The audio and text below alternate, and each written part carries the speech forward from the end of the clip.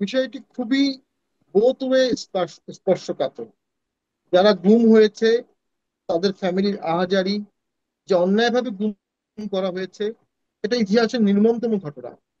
সংসদে আমি সংখ্যা সহ বলেছিলাম, in front of Sheikh Hasina 560 জনের গুমের অভিযোগ আছে। সরকার জবাব দিতে পারেনি 560 জনের। আর দেন আসেন বিচার। বিচার তো হতেই হবে। এই সরকার গত 1 বছরে ইন্টারন্যাশনাল ক্রাইমস ট্রাইব্যুনাল অ্যাক্ট 1973 4টা অ্যামেন্ডমেন্ট করেছে, 4বার বড় বড় অ্যামেন্ডমেন্ট। হুম। অ্যাবসেন্সিয়া ট্রায়ালের বিধান ছিল না, অ্যাবসেন্সিয়া ট্রায়ালের বিধান নিয়ে আসছে। গুমের বিচার ছিল না, গুমের বিচার নিয়ে আসছে। চাকরি করলে সাথে সাথে সাসপেন্ড হবে, সেটা নিয়ে আসছে। এবং লাস্টলি কারো বিরুদ্ধে যদি অভিযুক্ত হয়, অভিযুক্ত হলে তিনি ভোট করতে পারবে না, কনভিক্টেড না, অভিযুক্ত।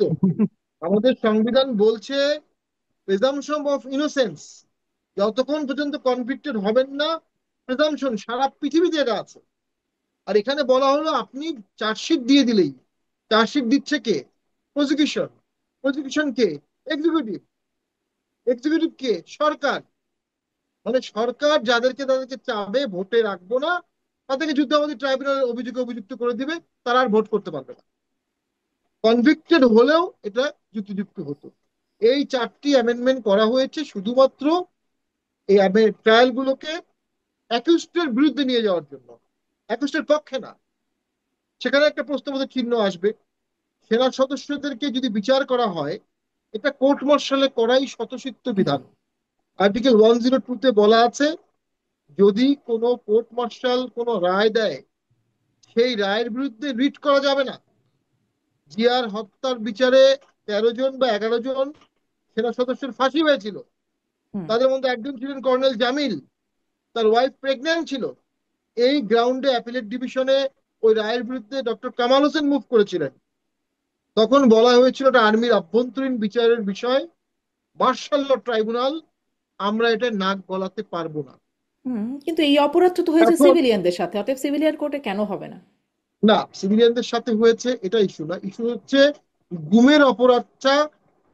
আর্মি অ্যাক্টে গুম শব্দটা খুব একটা নাই, হুম। আর্মি অ্যাক্টে গুম শব্দের বিচারটা নাই। এই কারণেই একটা কনফিউশন ক্রিয়েট হয়েছে। কিন্তু যখন কোর্ট মার্শালে আপনি কোনো বিষয়, মানবতা বিরোধী অপরাধ আছে। মানবতা বিরোধী অপরাধ নাই, কিন্তু মানবতা বিরোধী অপরাধগুলো অনেকগুলো তো হত্যাকাণ্ড, সেই হত্যাকাণ্ডগুলো তো মার্ডার হিসেবে আসতে পারে। এখন আইসিটি ট্রাইব্যুনালও কনস্টিটিউশনে গ্যারান্টিড একটা প্রতিষ্ঠান, যার বিরুদ্ধে মানবাধিকারের বিধানগুলো কার্যকর হবে না। অর্থাৎ মানবাধিকার বিধান ভায়োলেশন করে যদি ল করা হয় ইন্টারন্যাশনাল ক্রাইমস ট্রাইব্যুনালে, অন্য সব আইন মানবতা বিরোধী হলে, হিউম্যান রাইটস বিরোধী হলে সেটা আনকনস্টিটিউশনাল হবে, আইসিটির আইনগুলো হবে না। এই প্রোটেকশন গ্যারান্টিটা আমাদের সংবিধানে দেয়া আছে। হুম। তবে আইসিটির রায়ের বিরুদ্ধে, আদেশের বিরুদ্ধে রিট হতে পারে, এটা কিন্তু বাধা নেই। কিন্তু মার্শাল ল কোর্টের আদেশের বিরুদ্ধে রিট হবে না। অর্থাৎ আর্মি অ্যাক্ট এবং আর্মিদেরকে কনস্টিটিউশন সেপারেট করে দিয়েছে। সেখানে এটা একটা গ্রে এরিয়া। এই গ্রে এরিয়ায় ভিকটিম পক্ষ যৌক্তিকভাবেই বলতে পারে যে আমরা আইসিটি ট্রাইব্যুনালেই এনাদের বিচার চাই। আবার সেনা সদস্যরা বলতে পারে আমি সেনা সদস্য, আমি চেইন অফ কমান্ডে কাজ করেছি, আমার ফিলোসফি, আমার দর্শন ট্রাইব্যুনাল যেটা বুঝবে, সিভিলিয়ান কোর্ট সেটা বুঝবে না। এটা দ্বন্দ্বময়, গ্রে এরিয়া, দুই পক্ষেই যুক্তি দেওয়া যায়। হুম। স্বতঃসিদ্ধ বিধান হচ্ছে গ্রে এরিয়ার ক্ষেত্রে যুক্তিটা অ্যাকিউজডের পক্ষে যাবে।